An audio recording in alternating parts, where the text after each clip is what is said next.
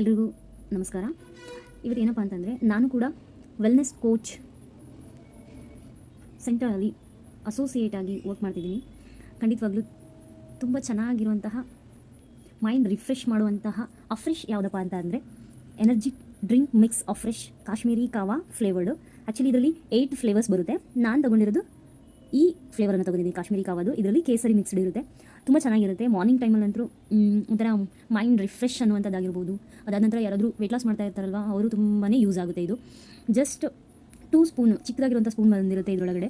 ಇದನ್ನು 2 ಸ್ಪೂನನ್ನು ತೊಗೊಂಡ್ಬಿಟ್ಟು ಗ್ಲಾಸ್ಗೆ ಹಾಕಿ ಬಿಸಿ ನೀರನ್ನು ಮಾಡ್ಕೊಂಡ್ಬಿಟ್ಟು ಹಾಕ್ಕೊಂಡು ಸಿಪ್ ಬೈ ಸಿಪ್ ಕುಡಿತಾ ಇದ್ದರೆ ತುಂಬ ಚೆನ್ನಾಗಿ ಅನಿಸುತ್ತೆ.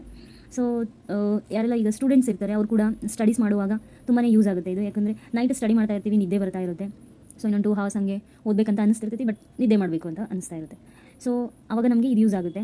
ಬಿಕಾಸ್ ನಮಗೆ ಈಗ ನಿದ್ದೆನ ಕಂಟ್ರೋಲ್ ಮಾಡೋದು ಕಷ್ಟ ಅಲ್ವಾ. ಸೊ ಅವಾಗ ಹಂಗೆ ಸ್ವಲ್ಪ ಏನಾದರೂ ವಾಡ್ಕೊಂಡ್ರೆ ಸಾಕು ನಿದ್ದೆ ಬರುತ್ತೆ. ಸೊ ಅವಾಗ ಈ ಫ್ರೆಶ್ನ ತಗೊಳ್ಳೋದ್ರಿಂದ ಸ್ವಲ್ಪ ಮೈಂಡ್ ಕಾನ್ಸಂಟ್ರೇಷನ್ ಕೂಡ ಜಾಸ್ತಿ ಆಗುತ್ತೆ. ತುಂಬ ಯೂಸ್ಫುಲ್ ಇದೆ. ಸೊ ನಾನು ಕೂಡ ತೊಗೊಳ್ತೀನಿ. ಈಗ 1 ಡೇಗೆ 2 ಟೈಮ್ಸೇ ತೊಗೋಬೇಕಾ ಆ ಥರ ಏನಿಲ್ಲ. ಮಾರ್ನಿಂಗ್ 1 ಟೈಮ್ ತೊಗೊಳ್ಳಿ, ಈವ್ನಿಂಗ್ 1 ಟೈಮ್ ತೊಗೊಳ್ಳಿ, ಆ ಥರ ಏನಿಲ್ಲ. ನಿಮ್ಗೆ ಯಾವಾಗ ಬೇಕಾದರೂ ಕೂಡ ಇದನ್ನು ಮಾಡ್ಕೊಂಡು ಕುಡಿಬಹುದು.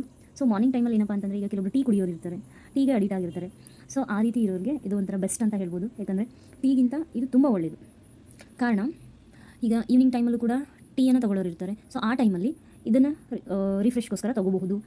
ನೈಟ್ ಈಗ ಮಲ್ಗೋರು ಇರ್ತಾರೆ, ಅವ್ರೇನು ತೊಗೊಳ್ಳೋ ಅವಶ್ಯಕತೆ ಇರೋದಿಲ್ಲ. ಯಾಕಂದರೆ ಫುಲ್ ಆ್ಯಕ್ಟಿವ್ನೆಸ್ ಮಾಡಿಬಿಡ್ತೈತೆ ಇದು. ಸೊ ಅದಕ್ಕೋಸ್ಕರ ದೆನ್ ತುಂಬ ಚೆನ್ನಾಗಿದೆ. ನಾನು ಕೂಡ ಯೂಸ್ ಮಾಡ್ತಾ ಇದ್ದೀನಿ.